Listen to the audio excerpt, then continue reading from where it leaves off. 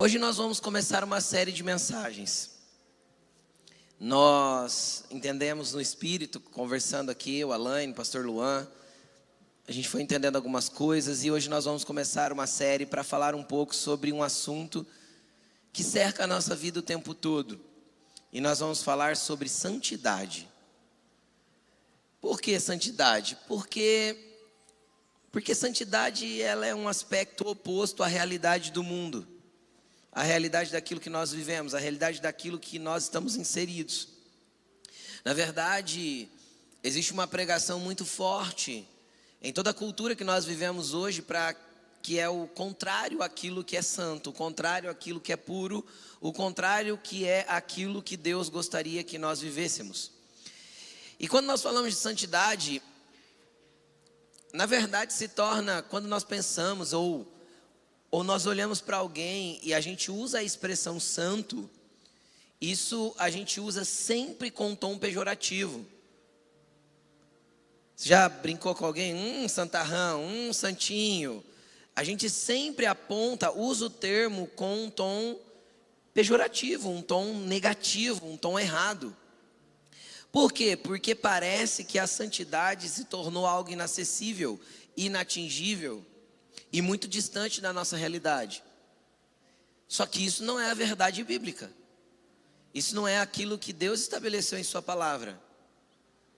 Na verdade, se tentarmos ser santos pela nossa própria vontade ou pela força do nosso braço, realmente é inatingível e nós não vamos conseguir. Porém, se nós entendermos que quem nos santifica já executou a obra santificadora através da sua morte e ressurreição, e quando nós nos entregamos, essa obra santificadora começa a operar em nós, então é possível que nós andemos em santidade. E nós temos um versículo tema para esta série, que é 1 Pedro, capítulo 1, versículo 15 e versículo 16. Projeta aqui para mim, só para a gente ler 1 Pedro, capítulo 1, versículo 15 e 16. Que diz assim: mas assim como é santo aquele que os chamou, sejam santos vocês também em tudo o que fizerem. Em algumas coisas? Em algumas coisas que nós fazemos, vamos ser santos. Assim como é santo aquele que vos chamou, sejam santos no domingo à noite quando vocês estão na igreja. É isso que está escrito? Sejam santos quando vocês estiverem dentro do quarto orando, porque vai nascer até uma auréola. É isso que está escrito aí? Sejam santos apenas nos momentos que vocês precisarem muito. Afinal, vocês querem a bênção de Deus, então santifiquem-se. Não é isso que está escrito. Está escrito que nós temos que ser santos em toda a nossa conduta. Na minha tradução aqui vai estar em tudo aquilo que nós fizermos. Se tudo aquilo que nós fazemos pode ser santo, isso significa que o teu trabalho pode ser santo. Como você aprendeu domingo passado, a sua boca pode ser santa. Seu agir pode ser santo. Certo? Amém? Então, nós temos que entender que nós temos condições de andar assim, senão a Bíblia não nos pediria isso. Por quê? Porque nós temos o Espírito, o quê? Como que é o nome dele? Espírito, aonde ele mora? Dentro de mim. E ele é um Espírito que é? E se ele é o Espírito Santo, que habita em mim, isso significa que ele me capacita para ser santo, porque ele é santo. É por isso que o verso 16 afirma o que afirma, olha lá. Pois está escrito: sejam santos, porque eu sou santo. Querido, quando nós tentamos expressar quem Deus é, quando Moisés quis saber quem Deus era, Deus se manifesta para ele numa sarça pegando fogo, e o poderoso não era a sarça queima. A sarça era um arbusto que tinha no deserto, e o poderoso não era o arbusto pegando fogo, porque num deserto as coisas estão secas, pega fogo facilmente, ok? O milagre era que a sarça não era consumida pelo fogo. O que chamou a atenção de Moisés é que aquele fogo não era um fogo que destruía. Porque o fogo de Deus não destrói, o fogo de Deus depura, constrói, purifica. E aí, Moisés foi até aquilo lá e Deus falou com ele. E quando Deus fala com ele, Deus fala assim, ó, tira a sandália dos seus pés, porque a terra onde você pisa é santa. Sabe, Deus estava querendo mudar a forma de Moisés andar até aquele momento. Por isso que Deus falou, tira as sandálias. Outra coisa que Deus estava querendo gerar nele, gerar um aspecto de humildade. Tirar as sandálias significa, entre aspas, né, na nossa linguagem hoje, desça do salto, saia do teu pedestal, entre em contato com aquilo que eu te criei, a terra. Então você vai entrar no lugar santo, entenda quem você é, desça para um nível de simplicidade, para que a minha santidade possa estar em você.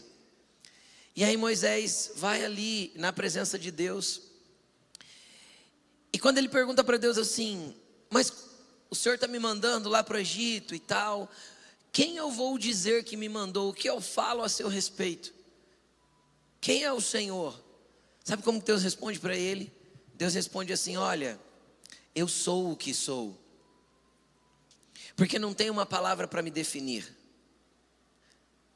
Porque todas as vezes que nós pensarmos numa definição para quem Deus é, a única palavra que nós vamos encontrar no nosso vocabulário vai ser santo. Porque não tem definição. Ele é muito grande para a gente dizer que ele é grande. Ele é muito sublime para chamarmos ele de sublime. Ele é muito além de poderoso para a gente chamar ele apenas de poderoso. Quem está entendendo o que eu estou falando? Ele é muito maior do que a gente pensa. A Bíblia diz que ele mede os oceanos na concha das suas mãos e que ele estendeu as estrelas do universo e ele mede o universo com os seus palmos. Então é muita grandeza. E de tão grande que ele é, ele decidiu se tornar pequeno o suficiente para habitar dentro de mim. Dá para descrever um Deus desse tamanho, com essas características? Não dá, ele é muito poderoso. Então santidade é aquilo que é Deus e que ele reflete. Então automaticamente ele quer um povo que se pareça com ele. E o que nós temos que ter para se parecer com o nosso Deus? Santidade. Não só aquela gerada pelo esforço humano, mas aquela gerada pela rendição completa a quem ele é. Quem está comigo diz amém. Quem quer ser santo diz amém. E como o tema da série é 1 Pedro capítulo 1, eu quero ministrar a palavra de hoje, que tem esse nome aí, ó, prontos para agir, a partir de 1 Pedro capítulo 1, nós vamos ler desde o verso 13. Vem comigo? 1 Pedro capítulo 1, versículo 13, vai dizer assim: portanto, estejam com a mente preparada, prontos para agir. É o tema da mensagem. Estejam com o que preparada? A mente. E prontos para agir. Estejam alertas. Ponham toda a esperança na graça que será dada a vocês quando Jesus Cristo for revelado. Não feche a Bíblia, nós vamos continuar nos versículos. Mas eu quero ir com você novamente, como a semana passada, lendo os versículos e falando um pouco com você a respeito disso. Pedro, a partir do próximo versículo, você vai perceber que ele entra falando da santidade que nós temos que ter. Só que ele nos prepara, ele introduz o assunto, falando daquilo que nós temos que fazer de maneira natural. Então, para que a santidade opere em nós, a santidade de Deus opere em nós, tem algumas coisas que são humanas e naturais, que nós temos que estar atentos, que somos nós que temos que fazer. Que é a orientação desse versículo 13. Por isso que eu escrevi aí, prontos para agir. Por isso que eu dei esse nome para a mensagem. Ele diz assim, ó: antes de tudo, tenham a mente preparada. E por que Pedro fala de mente? Porque, querido, preste atenção.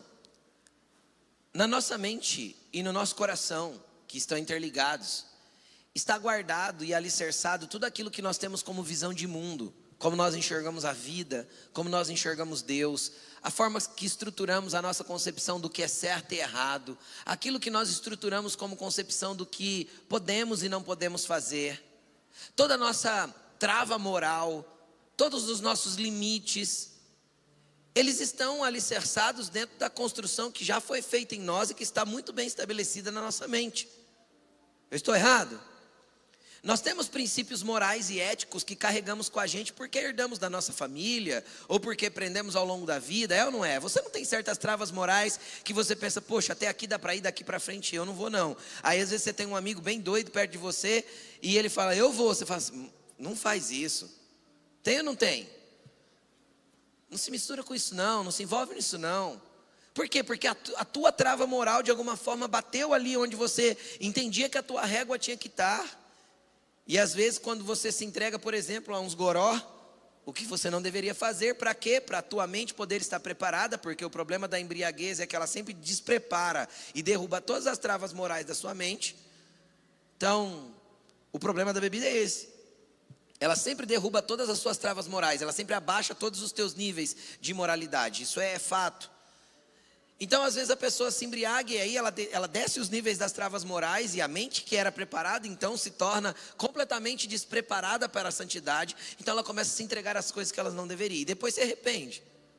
No outro dia, além de vir a ressaca, vem o arrependimento profundo. Meu Deus, o que eu fiz? Para que eu fui fazer uma coisa dessa? Coisas que eu sei que se eu perguntasse para a maioria aqui, muitos teriam vergonha de dizer o que já fizeram quando baixaram os níveis das suas travas morais. Eu estou mentindo? Tem algum ser humano que é diferente aqui? Ou todo mundo é humano aqui e é desse jeito que eu estou falando? Nós somos assim, sim ou não? Então o que Pedro está falando? Existe uma coisa natural aí. Você tem que estar com a tua mente pronta. E existem algumas coisas que tiram a nossa mente dessa prontidão. Uma delas é o que eu disse, a embriaguez é uma que tira. O que mais que tira? Cansaço.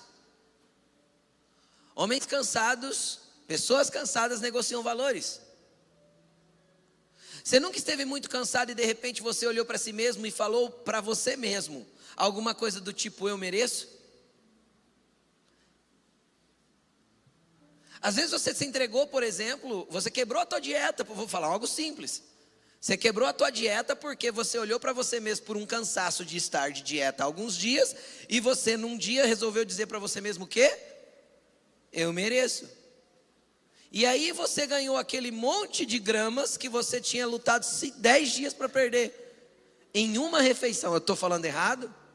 O que é isso? Isso é a falta de vigilância daquilo que a nossa mente resolveu descer uma barreira para que nós pudéssemos atravessar.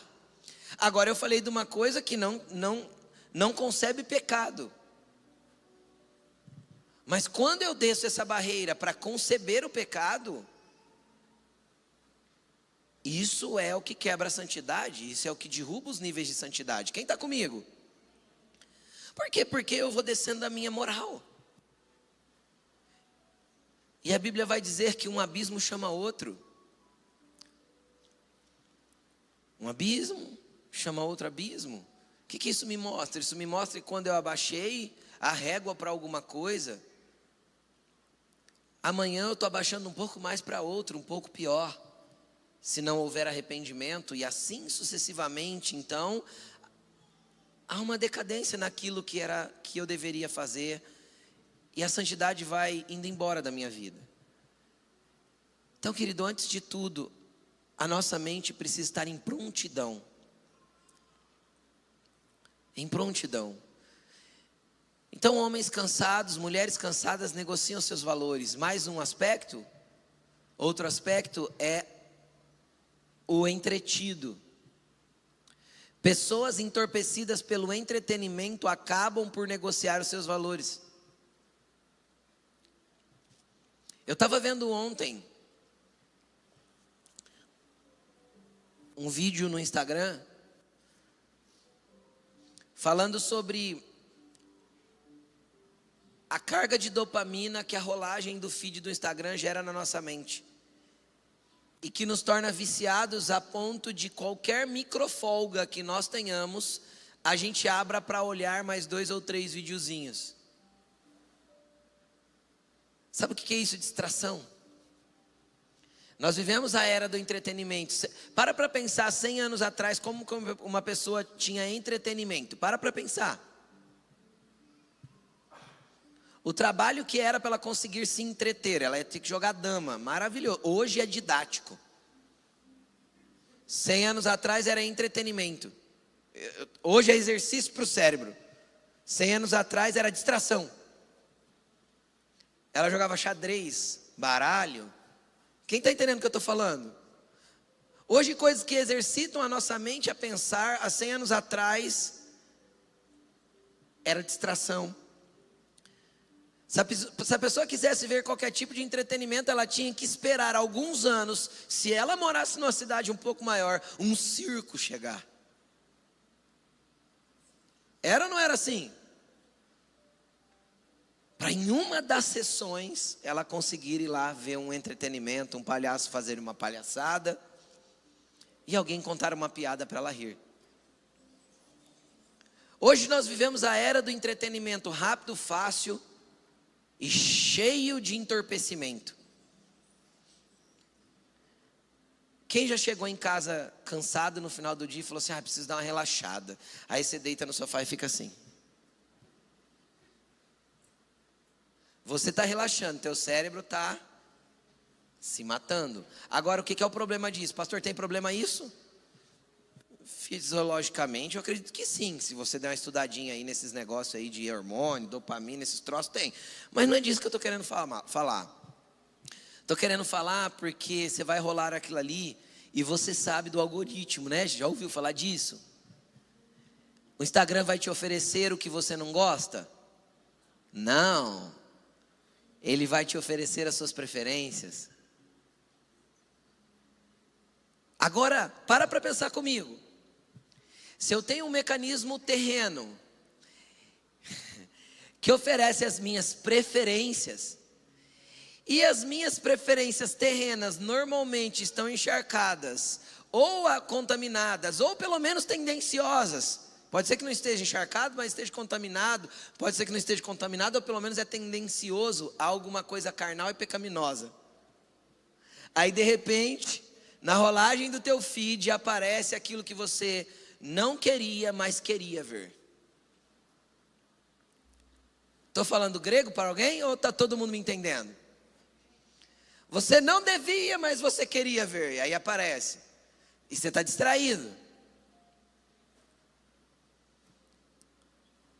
Aí você só dá uma olhadinha. E aí você vai. E continua. E você sabe do que eu estou te falando e você sabe onde você chega. Sabe o que é isso? Não estar com a mente preparada porque você está envolvido com a distração. Então existem algumas coisas que para andar em santidade, o Espírito Santo não vai fazer por nós. Porque são humanas. Então Pedro introduz o tema dizendo, olha, vamos falar do que é terreno? Estejam com a mente atenta, preparada, estejam prontos para agir. Querido, se o Instagram está te consumindo, desinstala. Isso é estar pronto para agir. Entende o que eu estou falando? Se o consumismo te consome, se você gasta desordenadamente, não vá ao shopping. Não entre na Shopee, desinstala a Shopee, a Shein, a AliExpress, o Mercado Livre, arranca tudo. Tira do celular, esteja pronto para agir. Pastor, mas e se eu precisar comprar alguma coisa? Dá até tremendo. Se você precisar, existe um negócio antigo chamado computador, que você entra lá, põe numa barra lá em cima escrito www, algum endereço.com, alguma coisa, e você está no mesmo site, sem precisar estar na tua mão.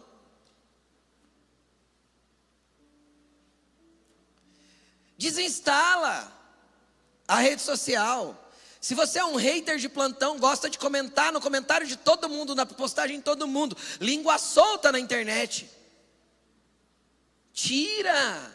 Esteja pronto para agir. São aspectos humanos da santidade. Eu vou chegar nos profundos e nos espirituais, mas tem coisa que é natural.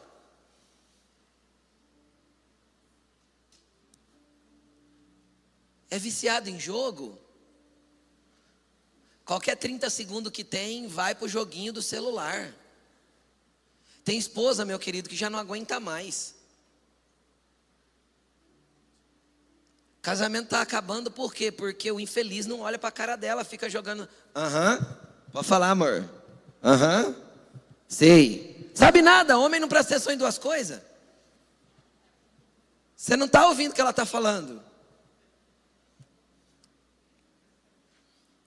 Desinstala. Pastor, eu controlo isso muito bem. Eu jogo quando eu quero. Eu sei, você quer todo dia, toda hora. Você joga só quando você quer. Então me prova que você realmente é livre, que você controla isso. Tira do teu celular. Se não der abstinência, você é livre realmente. Você vai procurar o ícone toda hora no teu celular, eu não tenho dúvida. Eu tirei. Então, querido, eu estou falando de coisas que Pedro orientou para nós quando nada disso era real para eles. Não é? Nada disso era real. Ele não tinha acesso pornográfico na telinha do celular.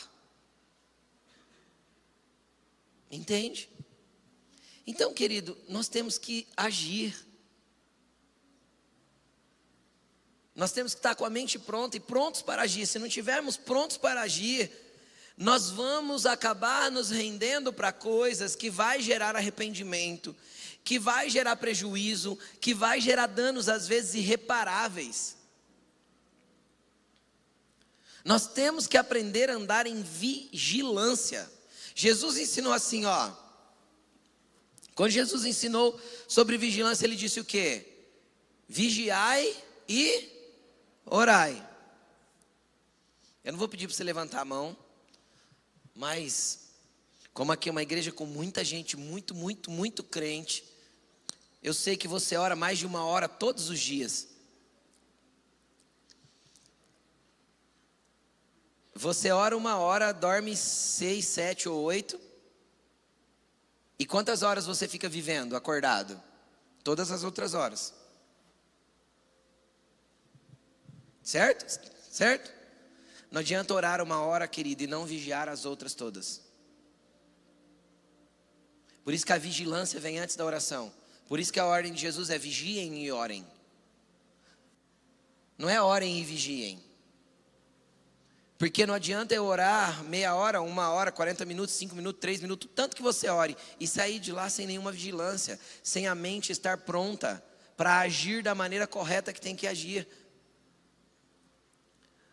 Aí eu entendo a orientação de Paulo para o seu filho na fé, Timóteo.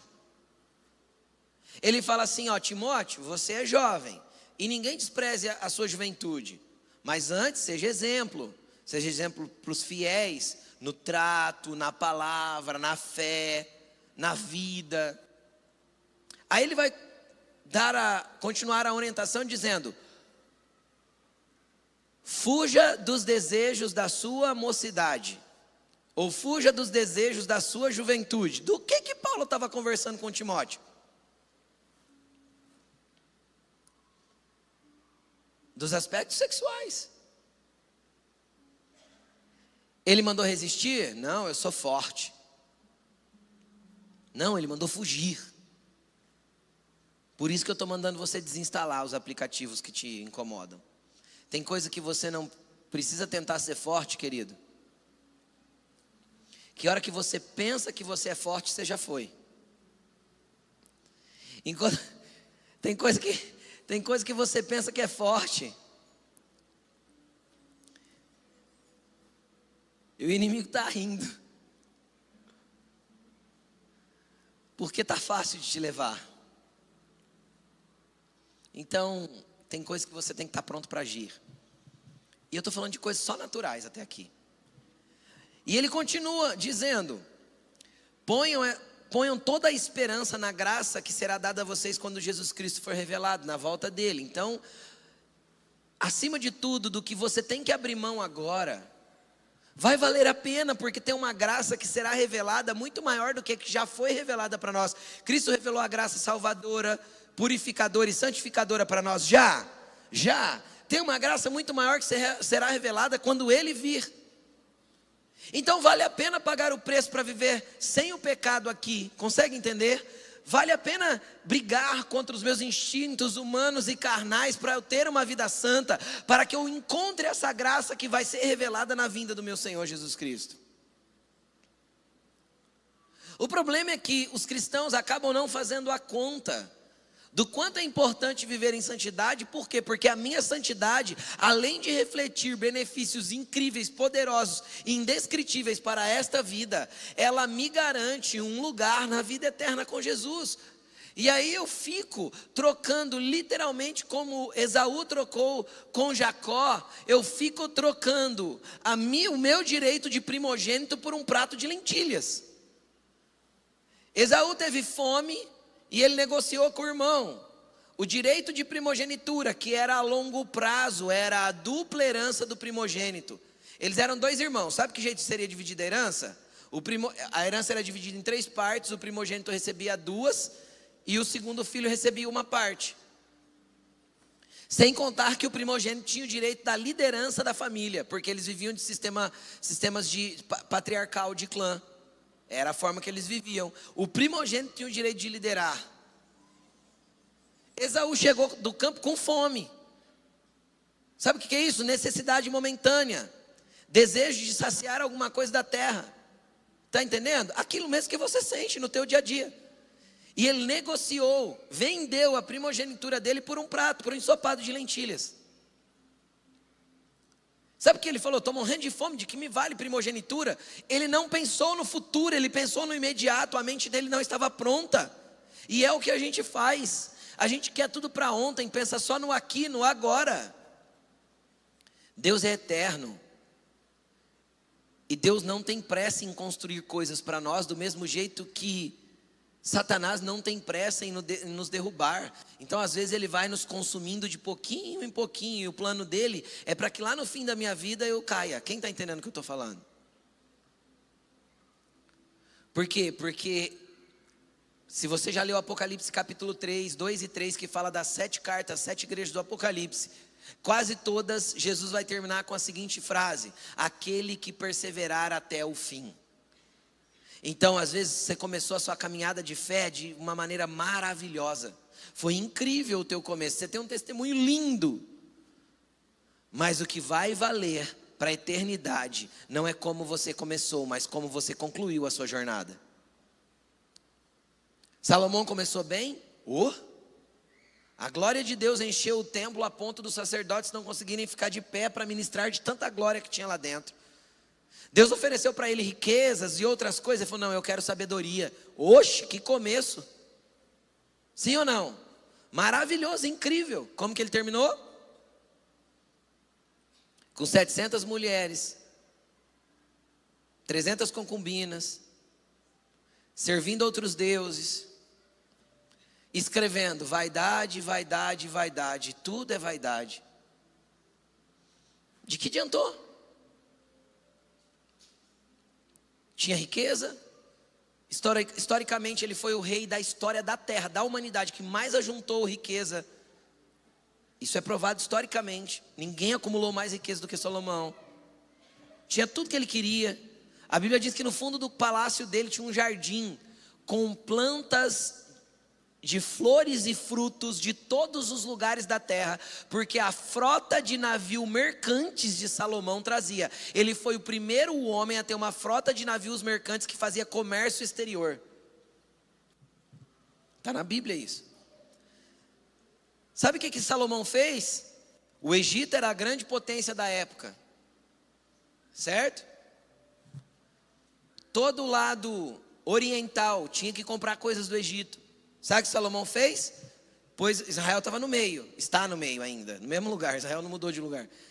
Ele fechou as fronteiras de um lado, fechou as fronteiras do outro. Não tinha nada de avião naquele tempo? Tinha? Não. E falou, então, vocês querem fazer negócio? Eu compro do Egito, vendo para lá, eu compro de lá, vendo para o Egito, vocês passam por mim. Eu sou o intermediador. E se quiser vai ser assim. Não tinha como ele não ficar milionário. Mas de que adiantou? Quem está entendendo o que eu estou falando? Então, querido, ter a bênção de Deus não significa que a santidade está valendo na nossa vida.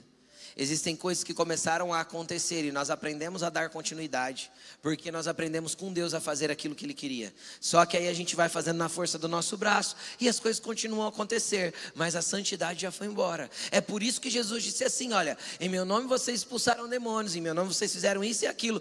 No entanto, naquele dia eu direi abertamente, eu não conheço você, porque só é conhecido por Ele quem anda em santidade. Então, aprender a fazer as coisas para Deus, ou do jeito que Deus, aprender a falar evangeliquez, entendeu? Passa o IBGE lá na porta da sua casa, qual a sua religião? Você fala, sou evangélico. Aí você aprende a falar glória a Deus, aleluia, misericórdia. Quem já aprendeu o evangeliquez aí? Está amarrado, irmão, bênção. Né? Aí se você é um pouco mais pentecostal, manto, glória, fogo, cheio, aí você vai inventando as palavras e o dicionário vai crescendo. Só que isso não me faz um santo, isso me faz um evangélico. E quem conhece algum evangélico que não tem nenhuma característica de santidade? Nossa, só nós, pastor Edson, viu? Que bom. Tem alguém que conhece algum evangélico que não tem nenhuma característica de santidade, mas é frequentador de igreja? Vir na igreja não te muda, querido. Não te transforma. Entende?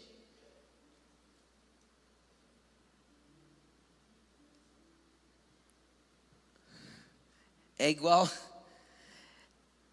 se você fosse na academia, ficasse sentado no banquinho e não pegasse nenhum aparelho para movimentar teu corpo. Vai adiantar alguma coisa?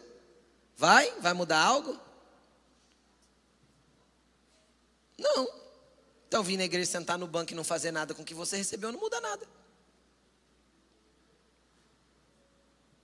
Entendeu? Eu estou te dando ferramentas, pesos, máquinas. Saindo daquela porta, elas têm que funcionar na tua vida. Do contrário, não adianta nada. Você vai frequentar domingo após domingo e você vai ser o mesmo. Por quê? Porque você não exercitou a fé e o conhecimento que você vai recebendo todos os domingos. Mas vamos continuar, tem mais versículo para ler. Versículo 14. Como filhos obedientes, não se deixe amoldar pelos maus desejos que em outro tempo, quando vocês viviam na ignorância. Não é isso que está escrito aí? Não se deixem moldar pelos maus desejos de antes, quando viviam na ignorância. Então, o que é a ignorância? É quando eu não tinha conhecimento a respeito da verdade de Cristo, do que Ele fez na minha vida, da santidade que tem que me moldar, que tem que me mudar, que tem que mexer comigo. E aí eu tinha lá os meus conceitos, o meu jeito, a minha linha de pensamento, a forma que eu pensava e que eu vivia ignorando a realidade de Cristo, ignorando quem Cristo é na minha vida. Então eu tinha uma maneira de viver. Aí Pedro está falando assim, olha, não voltem a ter o molde que vocês tinham antes. Se Pedro diz que não é para mim voltar a ter o molde que eu tinha antes, significa que é possível eu fazer isso, sim ou não? Então eu sou crente, evangélico, chama do nome que você quiser, gospel, cristão, frequento a igreja, já recebi a Cristo, me batizei, dizimo, faço tudo que tem que fazer, ó, as regras da minha religião eu sigo direitinho. Só que você tem regras de religião, mas não cultivou o relacionamento. Porque quando você cultiva o relacionamento com Jesus, todas as regras caem por terra. Mas se você tenta viver pelas regras da religião, daqui a pouco você está se amoldando novamente àquilo que era seu antigo padrão de viver. Porque as regras não foram capazes de controlar e de conter os desejos caídos dos homens. Senão Deus não tinha mandado Jesus. Ele deu as regras já no Velho Testamento. Qual foi o problema? Qual o homem que conseguiu cumprir todas as leis e fazer tudo correto? Nenhum. Por isso que ele olhou para a terra e falou assim, ó, Deus olhando a terra, disse, não há nenhum justo, nenhum sequer. Porque não havia ninguém que conseguia cumprir os ritos das regras que Deus tinha imposto. Então o que Deus fez? Mandou alguém que cumpriu todas, e nele se fez cumprir todas essas regras, para que ele nos desse acesso à graça. Então ele abrisse um caminho para que o contato com Deus não fosse pelas regras, mas pelo relacionamento. Então quem é muito forte em regra é péssimo em relacionamento. E quem tenta viver pelas regras vai acabar falhando e se amoldando novamente à sua antiga maneira de viver. Estão comigo? Sim ou não? Por quê? Porque onde tem regras não tem a graça de Deus atuando. É a força do nosso braço e é a regra que vai tentar conter aquilo que nós devemos ou não devemos fazer. Então não voltem a ter o molde que o mundo tinha te dado. Você já nasceu de novo. Você tem um novo molde, você foi recriado por Deus. Você tem uma nova essência de você. Você já não é mais aquele modelo anterior. Olha para a pessoa que está do teu lado, pergunta que ano que ela nasceu. Perguntou? Agora fala assim para ela, você não é mais modelo, e fala o ano que ela nasceu. Você não é mais modelo. Você é o modelo do ano que você se converteu, fala para ele. Você entendeu? Eu nasci em 1980. Mas eu não sou modelo 1980, eu sou modelo 1993. Que foi o dia que eu fui recriado no Senhor. Porque aquele velho homem que viveu até 1993 não foi o mesmo que passou a viver depois de 93. Você entendeu? Então, Deus te fez um modelo novo para que você viva em novidade de vida. Para que você não ande do jeito que você andava antes. Para que você não se amolde àquelas coisas que você experimentou, fez, se arrependeu. E tudo aquilo que você viveu antes. Porque Deus quer que você viva em novidade de vida. E Ele tem novidade de vida todos os dias para te dar. Eu posso ouvir um amém? Todo dia Ele tem novidade de vida para te dar. A vida com Deus é empolgante. E impressionante. Só não vive essa vida empolgada e impressionante quem ignora a sua existência, não nutre um relacionamento, tem Deus apenas como o Deus que eu encontro de domingo à noite na igreja, se é que eu encontro, que pode ser que não seja um encontro, seja apenas uma palestra para você lidar com mais uma semana da tua vida. Então Deus não quer que você venha ouvir uma palestra motivacional, porque Jesus quer te pegar, querido. Você entendeu? Jesus quer te pegar por dentro. Mas Jesus quer te pegar por dentro com força. Destruir todas as suas defesas. Acabar com todos os seus argumentos. Derrubar todas as suas argumentações, as coisas mentais que travam o relacionamento que você tem com Ele. Jesus quer te pegar por dentro e te fazer de novo. Te redesenhar. Reprogramar o teu código genético inteiro, te reescrever. Jesus quer plugar você no computador celestial e apertar o botãozinho formatar e fazer um download do novo código que vai te redesenhar segundo a imagem dele. É isso que Jesus quer fazer. Só que a gente fica relutando em ser a gente mesmo. Quem briga para ser você mesmo? Eu brigo. Laine briga. Todo mundo briga. Não, porque eu acho. Porque eu pensava. Quem já pegou uma promessa que Deus deu e moldou a sua própria vontade, a promessa de Deus, e agora está querendo fazer na força do teu braço, aconteceu, já fez isso e deu ruim? Deus dá uma promessa, querido, e não explica nem quando e nem como. Aí você fala assim, já sei. Vai dar certinho. Vou contar dois homens bíblicos que receberam promessas e acharam que do jeito que eles estavam fazendo ia dar certinho. Primeiro foi Moisés.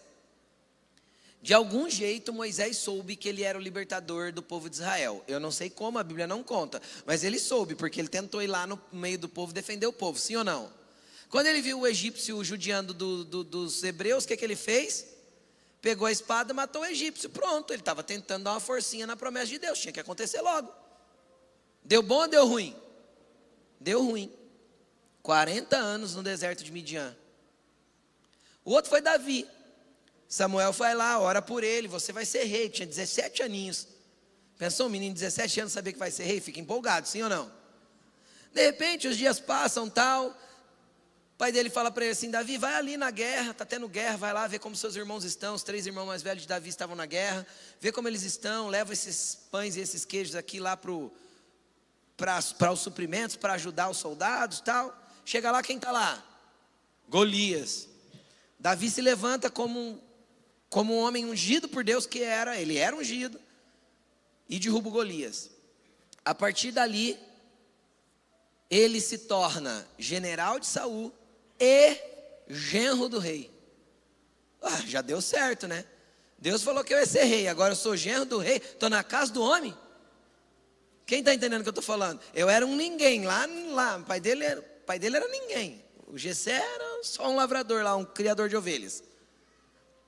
Aí de repente ele está genro do rei, casou com a filha do homem. Deu certo, não deu? Aí de repente ali no negócio, lá morando no palácio, ele vira melhor amigo do filho do rei, o herdeiro. A ponto do filho do rei olhar para ele e falar assim: cara, Deus vai dar o trono é para ti, não é para mim não. O que ele pensou? Já deu certo, já era, tá, a cama está armada. Que uns dias, eu sou o rei.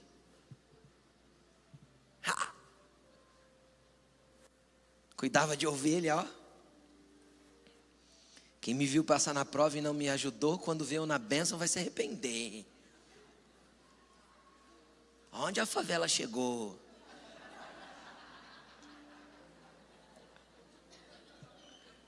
O que aconteceu com Davi? De repente a lança de Saul come quente para o lado dele, meu amigo. O menino tem que dar um pulo para se desviar da lança. O demônio pega Saul, filho, só flechada. Davi tem que correr e fugir de Saul quase 15 anos. Morando em caverna, morando no meio dos inimigos. Ali Deus estava forjando o rei que ele queria fazer em Davi. Então, até isso a gente consegue estragar. A gente consegue atrapalhar até a promessa. Você para perceber isso? Até a promessa de Deus a gente consegue dar uma atrapalhadinha em Deus.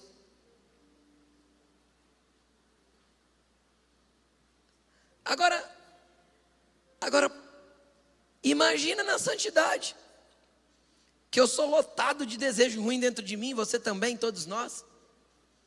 Tem coisa que eu já sei que tem que fazer e não faço. Aí, nós temos que ser filhos obedientes, porque nós não temos que voltar a viver no tempo de ignorância, quando não éramos filhos. Mas, aí vem o texto que eu já li com você, versículo 15. Mas assim como é santo, aquele que os chamou, sejam santos vocês em tudo o que fizerem, pois está escrito: sejam santos porque eu sou santo. Uma vez que vocês chamam Pai, aquele que julga imparcialmente as obras de cada um, portem-se com temor durante a jornada terrena de vocês. Olha que versículo incrível. Se você chama Deus de Pai, e esse Pai que hoje é teu Pai, um dia será o juiz que te julgará, porque um dia vai mudar de lado, né? No fim, não é? Então tá.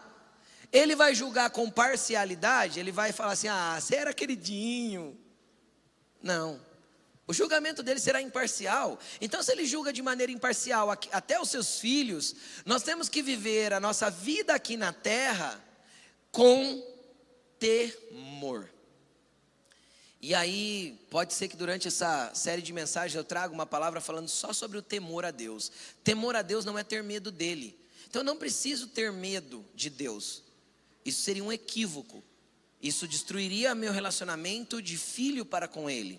Mas eu devo temê-lo. Temê-lo no aspecto de entender que ele é santo e que ele me quer santo.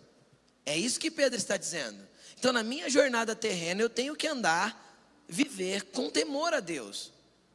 Apesar dele ser meu pai, Cristo ser meu amigo, ter me aberto um caminho para ele, a graça me estar disponível, um dia eu serei julgado de maneira imparcial.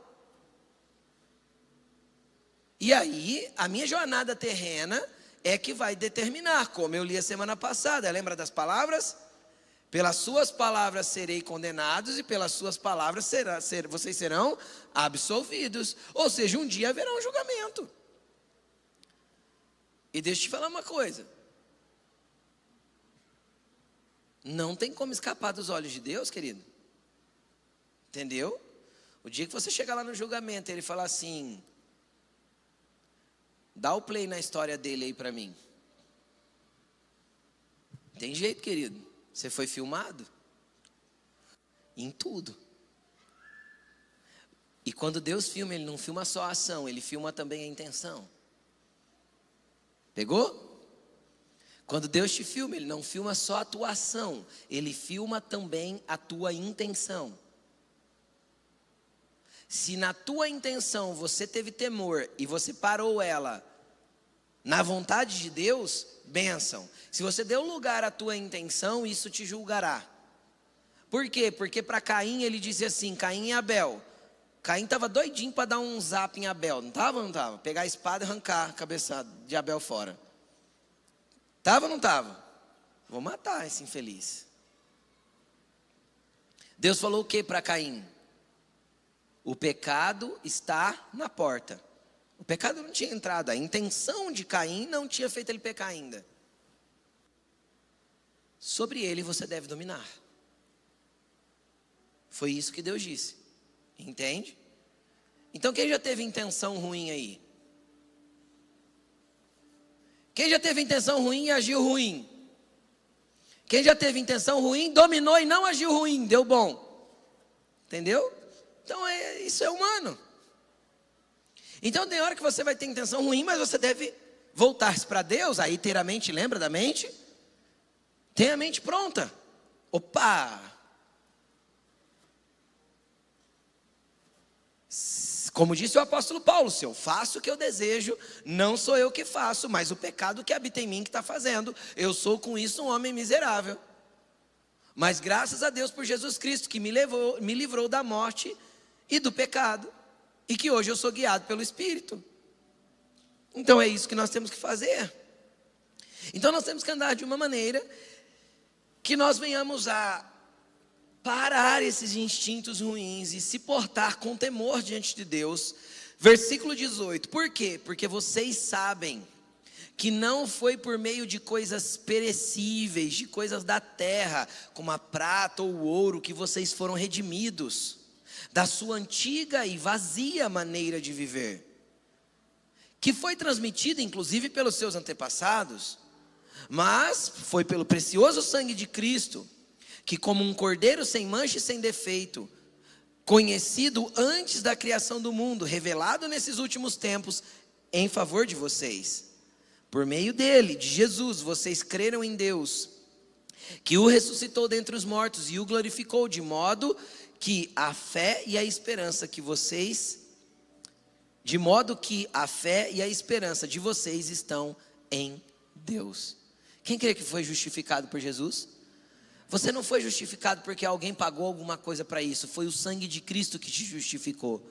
Então, todo homem se considera injusto, mas no sangue de Jesus nós fomos justificados. Todo homem se considera impuro, mas no sangue de Cristo nós fomos santificados. Todo homem se considera errado, mas no sangue de Cristo nós fomos feitos certos nele.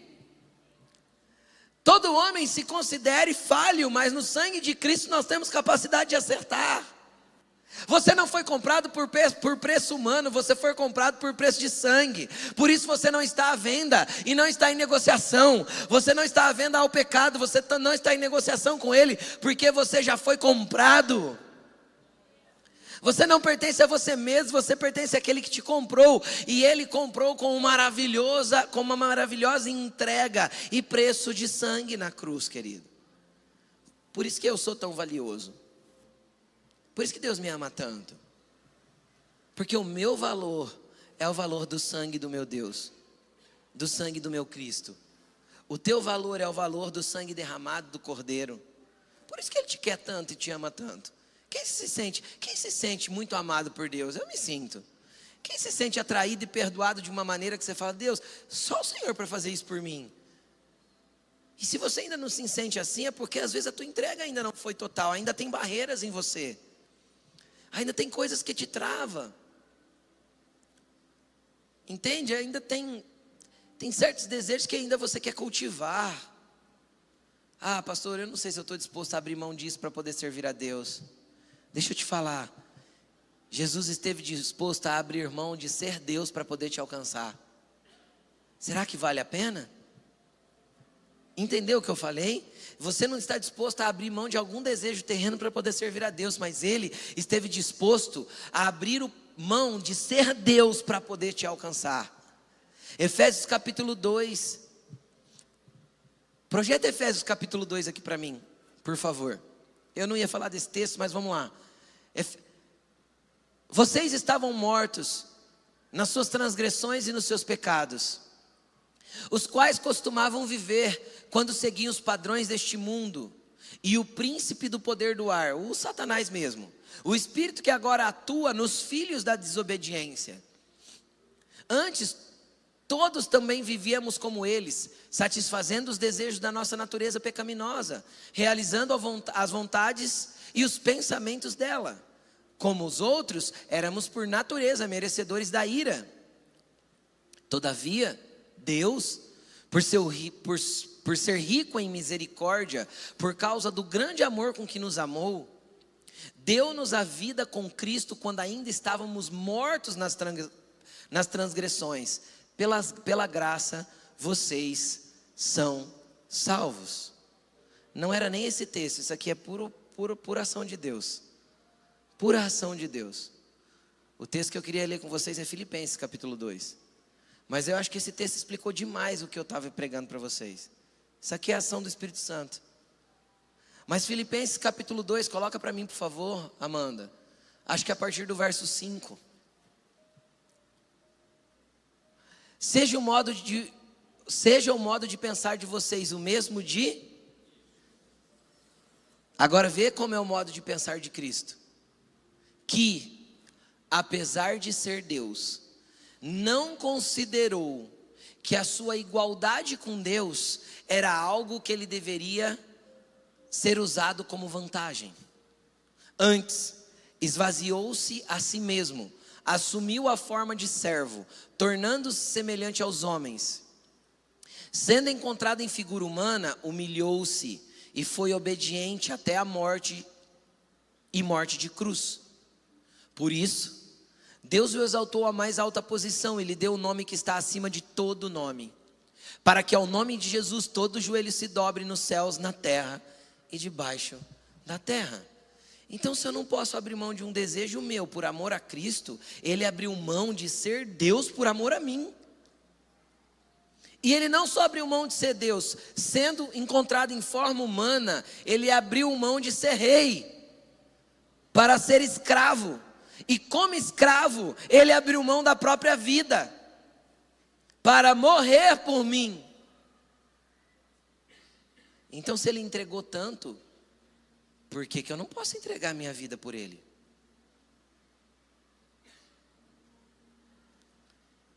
Entregue tudo, querido, com amor e por alegria, como diz a canção. Eu acho que ela é até válida para a gente cantar hoje. Entrega tudo. Tudo. Porque a gente precisa entregar tudo. E eu vou te contar uma coisa: quando você decidir, vou entregar tudo para Jesus, você ainda não vai ter entregado nada. Porque cada vez esse tudo vai ser mais tudo. Quando a gente decidir entregar tudo, ainda tem muito a ser entregue. Então ele sabe disso. E ele vai cooperar com você nisso. Mas vamos terminar o texto, só para a gente finalizar. De 1 Pedro.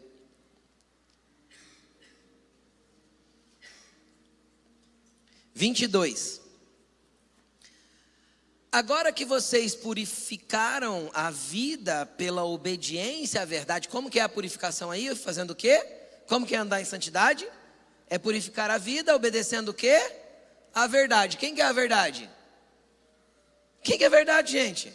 Cristo. Ele disse: eu sou o caminho, a verdade e a vida. Se eu obedeço Ele, eu purifico a minha vida, visando o amor individual. É isso que está escrito aí? Visando o amor fraternal e sincero. Amem sinceramente uns aos outros, de todo o coração. Então, querido, deixa eu te explicar uma coisa. A tua santidade vai fazer com que melhore muito a sua vida interpessoal com as pessoas, o seu relacionamento com os outros. Então olha para a pessoa que está do teu lado e fala assim: eu vou te amar bastante, e cada dia mais, porque eu vou ser santo como Jesus. Então, vamos continuar aqui, só para a gente terminar. Pois Perdi. 23. Vocês foram regenerados, é o que eu já expliquei. Não de uma semente perecível, mas imperecível, por meio da palavra de Deus, viva e permanente. Pois toda a humanidade é como a relva, e toda a sua glória é como a flor da relva. A relva murcha e cai a sua flor, mas a palavra do Senhor permanece para sempre. E esta é a palavra anunciada a vocês. Então, querido, tudo que você pode construir aqui é como a relva e como a flor. E é tão como a flor, igualzinha aquela que você ganha do seu namorado, do seu marido e coloca no copo d'água. Quanto tempo dura? Isso é a nossa vida. É um sopro, é o vapor. Tudo aqui é passageiro e a gente fica se entregando aos prazeres, aos desejos, às vontades. Quando Deus olha para nós e fala assim: me tema e tenha uma vida santa, porque vai ser incrível, poderoso e maravilhoso o que vocês vão viver. Nem olhos viram, nem ouvidos ouviram, nem jamais entrou no seu coração o que Deus tem preparado para aqueles que o amam.